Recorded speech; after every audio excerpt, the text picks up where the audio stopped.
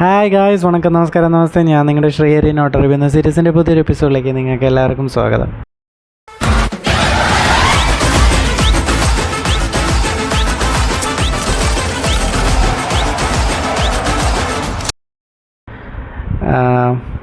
ചിലപ്പം കോസ്റ്റ്യൂമൊക്കെ സെയിം തന്നെ, കാരണം ഒരു ദിവസം കാണാൻ പോയ സിനിമ തന്നെയാണ്. സോ ഞാൻ വെച്ച് സെപ്പറേറ്റ് ആയിട്ട് തന്നെ വീഡിയോ ചെയ്യാമെന്ന് വിചാരിച്ചിട്ടാണ് ഇതിന് ഒരു സെപ്പറേറ്റ് വീഡിയോ ചെയ്യുന്നത്.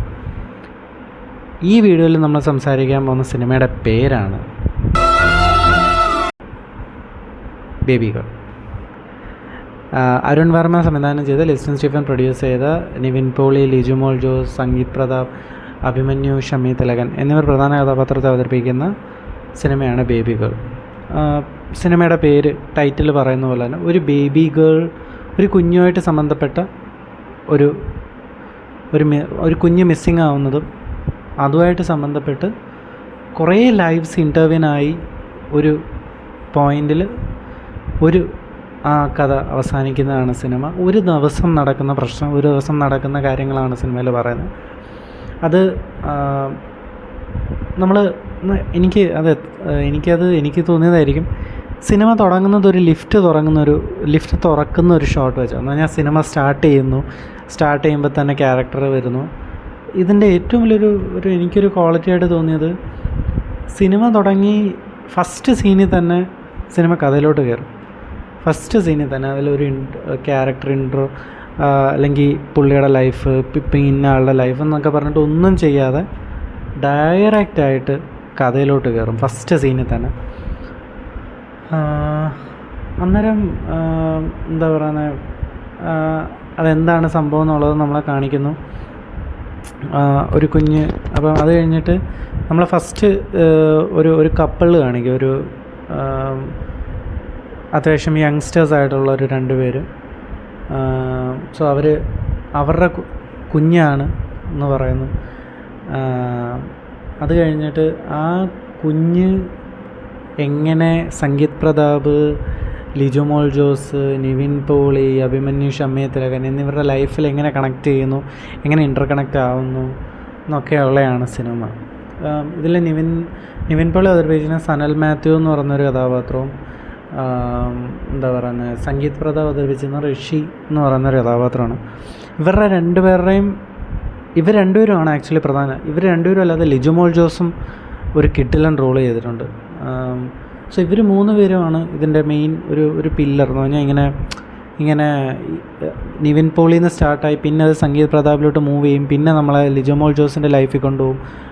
ഇത് സ്പെസിഫിക് ആയിട്ടല്ല, കഥ പോകുമ്പോൾ ആ കഥയുടെ കൂടെ തന്നെ ഇങ്ങനെ സിനിമ ഇവരുടെ ലൈഫിൽ കൂടെയും പോയിട്ട് അവസാനം ഒരു പോയിന്റിൽ എൻഡ് ചെയ്യുന്നതാണ് സിനിമ.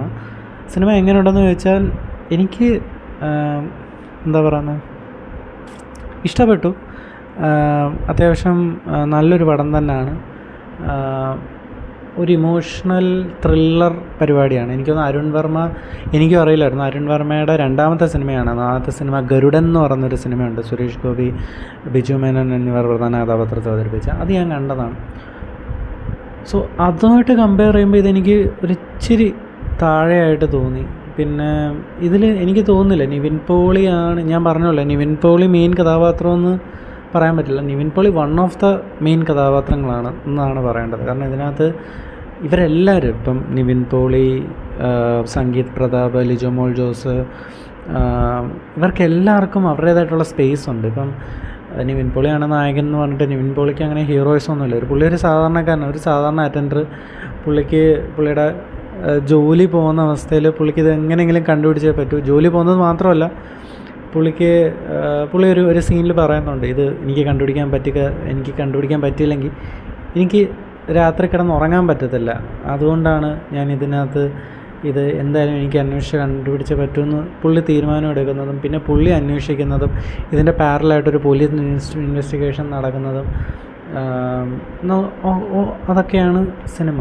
അപ്പോൾ ഇതിൻ്റെ ഇടയ്ക്കൊരു ട്വിസ്റ്റൊക്കെ ഉണ്ട്, ട്വിസ്റ്റ് പരിപാടികളും കാര്യങ്ങളൊക്കെ ഉണ്ട്. സോ ഒരു ഇമോഷണൽ ഫസ്റ്റ് ഹാഫ് എനിക്ക് നല്ലോണം ഇഷ്ടപ്പെട്ടു. സെക്കൻഡ് ഹാഫ് എനിക്കൊരു ചെറിയതായിട്ട് കമ്പാരിറ്റീവ്ലി ഒന്ന് ലോ ആയോ എന്ന് എനിക്കൊരു ഡൗട്ടുണ്ട്. അത് തികച്ചും എൻ്റെ പേഴ്സണൽ അഭിപ്രായമാണ്. നിങ്ങൾ ഈ സിനിമ കാണുമ്പോൾ നിങ്ങൾക്ക് വേറെ ലൈക്ക് മറ്റ് വേറെ അഭിപ്രായങ്ങളായിരിക്കും. പക്ഷേ എനിക്ക് സെക്കൻഡ് ഹാഫ് ഒന്ന് ലോ ആയതുപോലുണ്ട്. പിന്നെ പെർഫോമൻസസ് എല്ലാവരും കിടക്കിയിട്ടുണ്ട്. സംഗീത് പ്രതാപാണെങ്കിലും പിന്നെ എന്താ പറയുന്നത്, ലിജോ മോൾ ജോസ് ആണെങ്കിലും ഇവരൊക്കെ പ്രൂവൺ ആക്ടേഴ്സാണ്. എന്നാലും അവരെല്ലാവരും ഇപ്പം നിവിൻ പോളി ആണെങ്കിലും കിടലമായിട്ട് ചെയ്തിട്ടുണ്ട്. നിവിൻ പോളി അങ്ങനെ എന്താ പറയുക, മറ്റേ ഓവർ എക്സ്പ്രഷൻസോ അല്ലെങ്കിൽ മറ്റേ ചിരി പരിപാടിയോ ഒന്നുമില്ല. പുള്ളി ആ ക്യാരക്ടറിന് വേണ്ടുന്ന സാധനം കൊടുക്കുക, നല്ല രീതിക്ക് അത് ചെയ്ത് നല്ല വൃത്തിക്ക് ചെയ്ത് വെച്ചിട്ടുണ്ട്.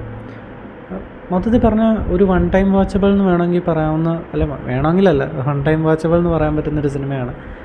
തിയേറ്റർ ഡിസേർവ് ചെയ്യുന്നുണ്ടോ എന്ന് ചോദിച്ചാൽ തിയേറ്ററിൽ തന്നെ കാണണം എന്നില്ല. പക്ഷേ തിയേറ്ററിൽ കണ്ട ഇതിൽ കുറച്ചുകൂടി ഒരു നമുക്കൊരു എക്സ്പീരിയൻസ് നല്ലതായിരിക്കും തിയേറ്ററിൽ കണ്ട. So I will always say go for the theatre experience, don't wait for OTT. So നിങ്ങൾക്കൊരു ഇമോഷണൽ ത്രില്ലർ പരിപാടികളൊക്കെ ഇഷ്ടപ്പെടുന്ന ഒരാളാണ് നിങ്ങളെങ്കിൽ അധികം ഹീറോയിസമോ അധികം കൊമേഴ്ഷ്യൽ തിങ്സോ ഒന്നും വേണ്ട. അത് ആ ഒരു ത്രില്ലർ പരിപാടി അല്ലെങ്കിൽ ഒരു ഇമോഷണൽ ഡ്രാമ ത്രില്ലർ എന്ന് വരുന്ന ആ ഒരു പരിപാടി ഇഷ്ടപ്പെടുന്ന ആളാണെങ്കിൽ ധൈര്യമായിട്ട് കാണാൻ പറ്റുന്ന ഒരു സിനിമയാണ്. Fine performances. എനിക്കൊന്ന് സ്ക്രീൻ പ്ലേ സെക്കൻഡ് ഹാഫിലോട്ട് വന്നപ്പോൾ ഇച്ചിരി ഒന്ന് വലിച്ചു നീട്ടിയ. ഫസ്റ്റ് ഹാഫ് ആക്ച്വലി ക്രിസ്പായിരുന്നു, നമുക്ക് പോയതറിഞ്ഞില്ല ഇങ്ങനെ കഥ വന്നതെന്ന്. ഒരു പോയിന്റിൽ ഇൻ്റർവെൽ ബ്ലോക്ക് ആണെങ്കിൽ നല്ലൊരു ഇൻ്റർവെൽ ബ്ലോക്കായിരുന്നു. അപ്പം അത് ഭയങ്കര ക്രിസ്പായിട്ട് എനിക്ക് ഫീൽ ചെയ്തു. പക്ഷേ സെക്കൻഡ് ഹാഫിലോട്ട് വന്നപ്പം ഭയങ്കരമായിട്ട് ഇഴച്ചിൽ എനിക്ക് ഫീൽ ചെയ്തു. സോ അത് എനിക്ക് ഭയങ്കരമായിട്ട് മേ ബി അതെൻ്റെ ഒരു തോന്നലായിരിക്കും, പക്ഷേ എനിക്കത് ഫീൽ ചെയ്തു. അത്രയേ ഉള്ളൂ. നല്ലൊരു പടമാണ്. നല്ലൊരു അത്യാവശ്യം എൻഗേജിങ് ആയിട്ട് തന്നെ എടുത്തിട്ടുമുണ്ട്. ഇതിൽ നമ്മൾ പ്രതീക്ഷിക്കുന്ന ഭയങ്കര ഹൈ മൊമെൻറ്റ്സോ ഭയങ്കര ത്രില്ലറോ ഭയങ്കര അയ്യോ അങ്ങനത്തെ മൊമെൻറ്റ്സ് ഒന്നുമില്ല. ഒരു ആവറേജ് അല്ലെങ്കിൽ ഒരു നല്ലൊരു എബവ് ആവറേജ് നിൽക്കുന്ന ഒരു ത്രില്ലർ ജോണറിൽ വരുന്ന ഒരു പടമാണ് ബേബി ഗേൾ. ഇത് ഇമോഷൻസ് അല്ലെങ്കിൽ ഒരു ഇമോഷണൽ സാധനത്തിനാണ് ഇതിനകത്തൊരു പ്രയോറിറ്റി കൊടുത്തിരിക്കുന്നത്. സോ മേ ബി അതുകൊണ്ടായിരിക്കും ഈ സിനിമ അങ്ങനത്തെ ഒരു പാറ്റേണിലാണ് എടുത്തിരിക്കുന്നത്. സോ നിങ്ങൾക്ക് ഞാൻ പറഞ്ഞ പോലെ ഇമോഷണൽ ത്രില്ലേഴ്സൊക്കെ ഇഷ്ടപ്പെടുന്ന ഒരാളാണ് നിങ്ങളെങ്കിൽ തീർച്ചയായിട്ടും ഈ വീഡിയോ ധൈര്യമായിട്ട് തിയേറ്ററിൽ പോയി കാണുക. അത്രേ ഉള്ളൂ ഇന്നത്തെ വീഡിയോ. ഈ വീഡിയോ നിങ്ങൾക്ക് ഇഷ്ടപ്പെട്ടാൽ തീർച്ചയായിട്ടും ലൈക്ക് ചെയ്യുക, ഷെയർ ചെയ്യുക, സബ്സ്ക്രൈബ് ചെയ്യുക. ഇതേപോലത്തുള്ള വീഡിയോ നിങ്ങളുടെ അടുത്ത് ഇനിയും വരാൻ വേണ്ടി ആ ബെല്ലൈക്കണും കൂടി ഒന്ന് എനേബിൾ ചെയ്തേക്കുക. സോ അത്രേ ഉള്ളൂ ഇന്നത്തെ വീഡിയോ. അടുത്ത വീഡിയോയുടെ പെട്ടെന്ന് തന്നെ വരുന്നതായിരിക്കും. സോ അടുത്ത വീഡിയോയിട്ട് കാണുന്നവരെ ബായ്.